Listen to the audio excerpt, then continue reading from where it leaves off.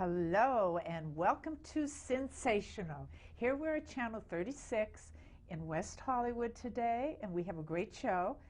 Which is on my left is Angie, my guest, and I want to tell you a little bit about our theme today of the show. I had Elisa Eaton, author of Too Old to Be a Hooker, Too Young to Be a Madam, on the show 3 times. And she's having a special event on March 18th at the El Coyote restaurant here in LA. And in fact, my guest is going to be at the event, and she's going to portray an actress. And Elisa has 2 characters from the book, a hooker and a pimp, and we're having a contest. It's an animal charity benefit. 3 great animal foundations. Last Chance for Animals in Beverly Hills. We're going to have SPCA and Tales of the City. And the theme is abuse, cruelty to animals. Let's stop this, what's going on out there. It's cruelty to animals, terrible abuse, and abuse to human beings too. And this is what we're going to talk about. And like I said, Angie, welcome to the show today. Thank you. It's a pleasure having you. Thank you. Thank you. And we feel strongly towards this, and something has to be done. There's a lot of talk today. I said animal abuse, and I said people who don't like animals don't like people. I feel that way. Do you feel that way also? I 100%. Yeah. I think a red flag would go up. If someone says, oh, I hate animals, then be careful of that human being. But people handle abuse all different ways. They release it. And she's going to tell you a little bit about her story, how she handled her childhood, and what she did to release her emotions. It's very interesting, and it's quite a story. Angie, where would you like to start off? Okay, as a child, tell us about your childhood, about your mother, Okay. what she did, a little bit about that. I'll start at the beginning. Okay. Because the beginning is more important. Okay. Because that's the substance. Right. I didn't have a good childhood, but I still feel I'm sitting here in front of you today because I learned how to cope with my horrific childhood. Mm-hmm. I came from the hospital into a house of prostitution. Eventually, my mother became a madam. My mother was a prostitute from the time she started out, she loved sex. She started out probably 15 or 16, and she was a prostitute. My father married her as a prostitute, and she was a damn good prostitute. And she said, well, if I can get paid for sex, I'm so good at it, I'm going to start getting paid for it. That was the madam part of her. Okay, and your father, I think you mentioned, he knew what your mother did at the time, and he married her? Well, my father married a prostitute. He knew. You're talking about 30, 40 years ago. Mm-hmm. I'm from a Catholic, very religious, mm-hmm. Italian, Sicilian family. That sort of thing wasn't talked about, but my mother was a combination of an Anna Nicole Smith and like Jane Mansfield. She was stunning. She was beautiful. She had charisma. Everybody adored her. Did you admire her? I worshipped. The way she looked? I worshipped both part of her. Mm-hmm. I worshipped the way she looked, the way she acted, her attention. If she wasn't my mother, and she was just your mother or your sister, we would have been best friends. That was this part of her. Okay, and the other part, how did she care for you as a child? I mean, was she a good mother? My mother hated me. She hated me with the passion that she used as a madam. I don't know why she hated me. She never told me. I was treated like a dog. I was abused. I was raped. I was sodomized. I'm saying this on TV. Yeah, I am saying it on TV because I'm free now. How old were you that you remember all of this? I mean, how far back? What age do you think that you started? I can remember 3 years old. 3 years. I can remember being locked in a cage. I can remember men coming up the front stairs and men going down the back stairs. Police officers were at the house, so I felt a little bit safe. And her girls were beautiful. They were blondes and they smelled good and they were perfumed. And I had toys that, I had different type of toys. I had toys, if you touched them, they made little noises. And that's all I knew. And then I had this creature, this person that gave birth to me that kicked me and beat me, and I didn't know who I was. At that age, I didn't know who I was. Okay, so you admired her, and the admiration was with fear. It was hatred and love at the same time, right?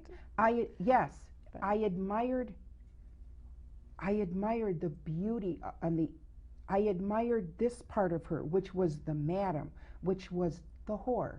Right, the glamour. The glamour, I'm telling you, she was just, I wanted to be like her. And then this other part, she would just come in, and it was horrific. I can't even describe. I remember once she was putting on, sometimes I can smell her perfume. She was putting on her perfume and doing her powder puff and putting on her gloves, and I looked up at her. I was 5, and I remember like it was yesterday, Mama, I'm going to be just like you. I'm going to be just like you.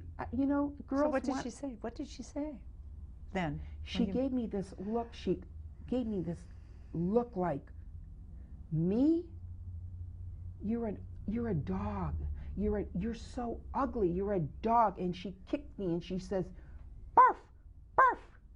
And she goes, you're going to be a talker when you grow up because that's all you're good for. I didn't understand it. I understood that everybody else loved her and everybody else worshipped her and wanted to be like her, and the men would come in and out and the girls would come in and out, but nobody wanted me. I mean, did you ever try to run away when this was going on? You had to be scared, not knowing what to do, but I was frightened. Did you ever try to run away? I know later on you did. Later on I did. Well, what I did, I started telling my dad. I used to say little stuff to my dad. He never believed me. And then the more I talked to my dad, or the more I talked to my grandma or relatives that came over once in a while, the worse it got for me. Okay. So I started keeping my mouth shut, because if I told, then worse things would happen to me. And my mother had these gold handcuffs with these rhinestones on it, you know, similar to this, but this is my favorite. So did she try to handcuff you? She used to handcuff me to the bathroom, like, you know, in the bathroom, the old bathrooms, we had the pipes they had underneath. Those old pipes. Right. She used to handcuff me to the pipe. So I learned to keep my mouth shut. I got smart. And I had angels as friends. They loved me, they came around me, they worshiped me, and I felt loved by them a little bit. Okay, but you didn't have anyone to talk to. So you started going to church, and you told me you were talking to statues. Well, right? How did that happen? Well, what happened was my father came home and said, your mother, she's taking a trip around the world. And she'll be back, but you're going to go with Grandma. So Grandma was a little nervous about Grandma, because Grandma was very religious. She didn't speak English. She only spoke Italian. And I had to get up early in the morning and go to church. And I remember my mother saying, you're a talker. So I thought, I better start talking. And in church, in the Catholic churches, they have these statues. And you'd stop and you'd pray in front of the statue. Oh, yes. You'd bless yourself, and then you'd go on to the other Catholic, statue. I know. You're Catholic. Oh, yes, that's okay. right, that's right. So I would pray to them, and I would talk to them, and they wouldn't talk to me. And I got angry. And I would tell my grandma, and grandma kept telling me, well, God loves you, talk to God. And I couldn't find God. I searched and I searched and I searched, and I couldn't find God. And I was angry about that. And then I kept talking. I would talk to people. And then my grandmothers took me to priest, and he goes, she's got the devil in her. Something's wrong with her. She keeps talking to anybody. She won't shut up. So they did these exorcists. I was 7, and they used to hold me down and throw holy water on me and say the devil was in me. Then that scared the hell out of me. So I just didn't know. I didn't know I was being abused because I didn't know. I couldn't explain it. I just knew I was being hurt. I was being tormented. And didn't know what direction to go into. To do. Yeah. And I had my angels, but God didn't talk to me. He was supposed to. So what happened then? After you mentioned the hospital in New York? Okay, what happened was, oh, geez, after that, my grandmother... How did you get into the mental hospital? Okay, my grandmother said I was possessed by the devil. In the meantime, my mother never came back. So when I went into school, I was talking to everybody, and I was telling people I was talking to my angels. So my father had remarried.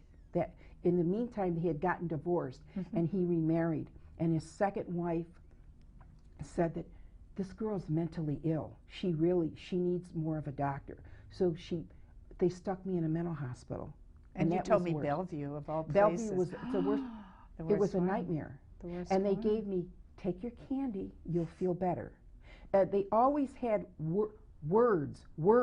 They always everything was always covered up. Take your candy, you'll feel better. Well, that's what they did years ago. Excuse me. Everything was a cover up. You know what? They're still doing it. Right. They're still doing it, but people are starting to talk now. Yeah. So I would take the candy and I would sleep for days. And I would wake up, I didn't know what day it was, and then some of the other patients started talking to me and said, if you want to get out of here, and they used to put, it wasn't a straitjacket, but they used to tie my hands to the bed, like cuffs. Well, I would see that in movies that they used to do that. They used leather cuffs then. Cuffs. And yeah, cuffs. Yes. And then they would come in and they would spray you with cold water. But you didn't get the electric shocks. No. Thank God, yeah. No, because I got smart. Because some of the patients and my angel said, tell them you're feeling better. You don't see angels anymore. You're not angry. Tell them that. And I told them that. Then they sent me. I thought I was going back home, and then they put me in some foster homes, and that was worse. Because the foster homes didn't want me because my mother was the madam. I got a little whore's daughter. I did not even know that my mother was a madam. You know how I found out? I found out in school. Because the kids would come up. Children wouldn't know that when they're small. Because their parents. My mother had a reputation. Their parents. That's that foster kid, you know. Her mother's the whore. And I didn't have a name. I didn't know who I was. I had nothing no registered with you, really, mentally. No, mentally. Registered properly. But I always had angels, and my angels always surrounded me. So I did make a few friends. I wasn't really allowed to go to friends' homes because I was a bedwetter. Because to try to stop the abuse, I would pee my pants. I would pee the bed. And I thought, well, if I pee, nobody's going to come in and hurt me. Nobody wants to sleep and pee. But that didn't work. So I did make friends along the way, and then eventually I did go home and visit my dad and his second wife. I will never use the word stepmother. We visited her, and then they got the idea, you know what? We're going to send her to a Catholic school, and we'll make a lady out of her so she won't end up like her mother. I went to Catholic school. That was a nightmare. They made me go to, they said it was my fault. You're possessed by the devil. Oh, yes, and I had to Catholic school. The Catholic school. By fear and strict. I went to one, I know. Oh, joy. And you had to call them mothers. So I kind of felt at home, but they weren't real friendly to me. They made me go, do you know what confession is? The booth? Well, I'm Catholic, of course. The phone booth. Oh, forget it. You call it the phone booth? It was the convention. It was a phone booth. Well, it looked like a phone booth. It does look like it. I'm sorry. I'm not poking fun of religion. I am. But you have to admit the confessional does look like a phone booth. I'm sorry. Like an old phone booth. It's the curtain. Yeah, I know. I peeked in. And it was dark. You slide the little door, or the priest does. But you have to go in first, and it's pitch black, and you don't know what's going to happen. You just know the devil's been in you. you think somebody's going to come and start touching you, and then the little door opens up and child, you're called. I thought my uncle, child, what are your sins? Hello, child. And there's a little shadow in there, and I thought, who are you? You're not my father, because I recognize your voice. My child, what are your sins? And I said, are you my uncle? I didn't know. And he would tell me, what are your sins? I didn't know what a sin was. I was he goes, now, you're a naughty girl. Satan is in you. Did you lie today? And then I got smart. I would make up sins. And then he would give me, he would throw holy water at me. And he would give me, I had to say, Our Father who art in heaven, or the act of contrition and all of that. And then I would have to scrub for my sins. If I had more than 10 sins, they would make me get down and scrub the floors. My house is spotless today, by the way. I imagine so. Spotless. They would have me scrub my floors. And then the nuns, they put you in this room if you didn't want to go to church, if you didn't pray, if you didn't want to do any work. And I was lost. I didn't know where my mother was. My father barely came to see me. I was always the prostitute's daughter, the madam's daughter. Okay, I want to ask you something. As you were getting older, did it ever pass by your mind, my mother was a prostitute. I wonder what it'd be like to be a prostitute. Did that ever pass by your mind through the years? Did you ever want to try being one? I wanted, I wanted to see to, how but you react. I wanted the choice of the men I wanted. I didn't want just anybody. I wanted the choice of the men. And in prostitution, you don't have that choice. Well, unless you're a high-paid escort. Unless you're, what my mother you could, Then I could, but I was always a little bit skeptical of the danger, because I was in a very dangerous situation. Okay. And I did make friends later on with some of the girls, and some of the girls, they said that they had to do things that they really didn't want to do, but the money was good. Okay, excuse me, this is what I want to say, and I want to be, especially to the public, this is the way I feel today. It is disgraceful when a mother doesn't take care of her child. And there's child abuse by the parents themselves. Okay? It's not disgraceful, though. If a person is out there and earning a living, whatever they want to do, and they're earning a living, that's not disgraceful. But everything stems from the home, the abuse in the home. That's it. But I was curious about the way you would feel later on. Think about the glamour and the money. Everyone has hard times, or has hard times. If that was a passing fancy in your mind, I wonder if I tried it, what would happen? Maybe I would glorify the profession of a hooker. Maybe it would be a little bit different than by the way my mother did it. And then, like you said, you would pick your clients. I would have special people. I would want to have the freedom. If I didn't like who he looked, his appearance, right? I wouldn't. Next. I would want that power.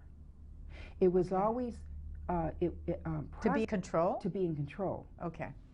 Would that be the main reason, being in control, or would it be that your mother told you you looked like a dog all the time? Do you think you would be trying to get the rapport from the men that you are attractive and beautiful looking? Would you want to get that feeling at all? No, because at a young age, my mother said I was ugly, right, and I looked like a dog. So I was convinced that, because most of her girls were blondes and they were beautiful, and I didn't look like any of them.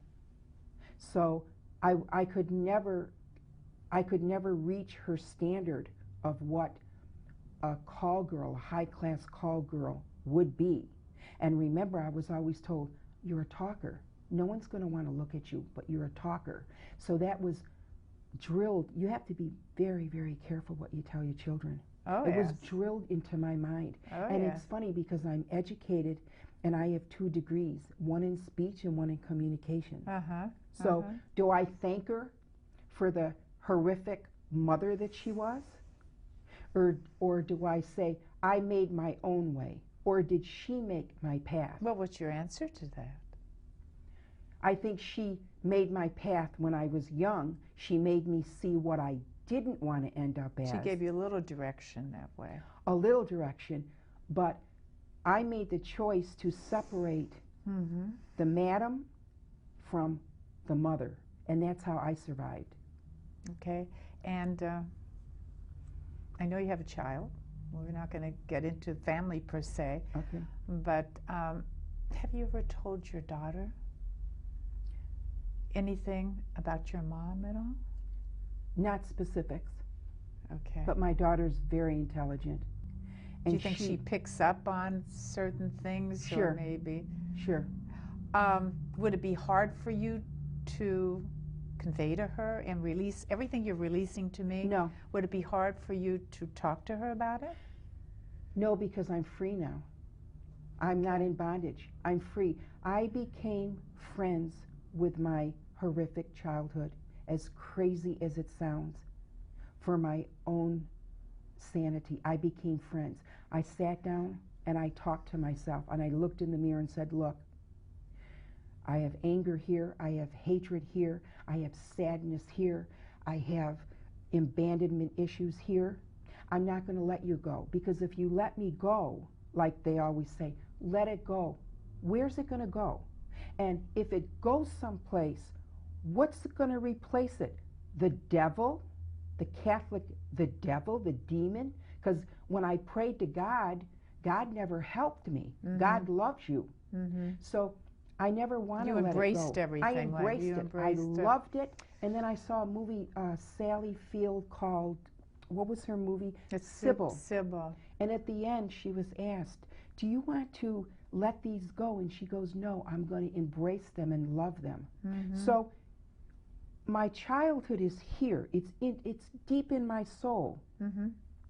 And I trust my angels so much that when I need anger to come out, if I was in a dark alley and I needed the anger to come out, I trust them, they're going to bring them out.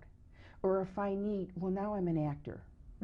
Thank you, angels. Well, now I'm an actor. You're very good at controlling yourself now. You're a great director and because everything. I'm free. You're free from all I have the choice. I'm not free from my childhood, but I'm free to use it when I need to use it. And acting has helped you do that. Oh my God. Oh, not yeah. everyone could do that. That's why people who do yoga, any form of meditation is good as long as they have a release, because what's good for you is not good for the other person. But acting has helped you tremendously, from what I hear. What happened was I hid it for a long time, and then some of my friends would come to me and confide in me and say, you know, Angie, I need to talk to somebody. I'm feeling so bad. I was molested as a child. What do I do? You're so lucky. And people kept saying to me, I can tell you had a beautiful childhood. And I felt like a hypocrite by not mentioning a little bit. So I would say, well, I really didn't have that good of a childhood. And then little by little, the more I would say, well, my mother wasn't the greatest, I felt layers coming out of me. I felt free. I felt I'm always going to be a whore's daughter. I'm not going to get rid of it. But but I'm more than that. That's what kept me alive. I wanted to be more than a madam's daughter, because for 15 years of my life, that's all I was. Oh, she's the whore's daughter. Oh, that hooker. Oh, that madam. Arf, arf, arf, arf. Yeah, that touches me. I feel wanted that. to be more. I didn't know what I wanted. And then a friend of mine called me and she goes, can you do me a favor? There's a very famous producer, which I won't mention his name. Right. I'll pay for your acting class. I want to take his class. Right. And I said to her, I'm not an actress. I'm not interested. She goes, I'll pay for it. Just sit in the back of the class. Give me strength. I says, okay. what do I have to lose, you know? So I went in, and it just happened to be where he said he was angry at the class, and he goes, you have to get your soul. You gotta reach in your soul. Excuse me, and that's what you did. We only have a couple minutes here, but you told me that's what you did. You released everything, and it came out, and that was the start of it, right? They said, talk to your mother on camera. And I started talking to my mother, and I peed my pants. I wet my pants. I spoke to her for an hour, and it saved my life. And if one person that watches you and watches me can just embrace and admit it, tell everybody you're being abused. I don't care who it is. Tell me, tell you. This is what we have to tell everyone out there. And like I said, this was our theme today. And everybody's working on it. And Angie, thank you so much, okay? And again, Channel 36. And again, I want to mention about our animal charity benefit at the El Coyote, March 18th, 6 to 9 p.m. in the evening, and come and join us. We have 3 great animal charities, abuse to animals, and let's fight that, and also abuse to humans at the same time.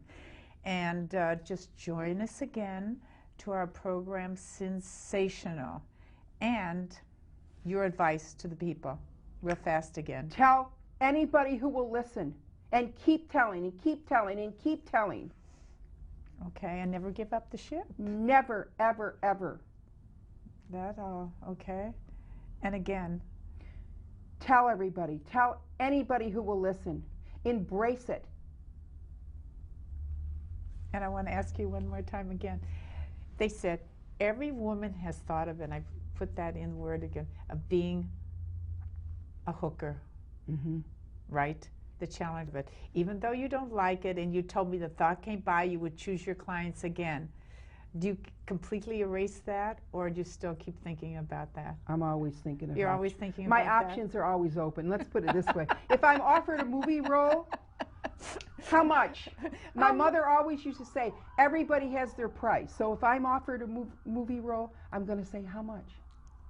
That's right. Okay.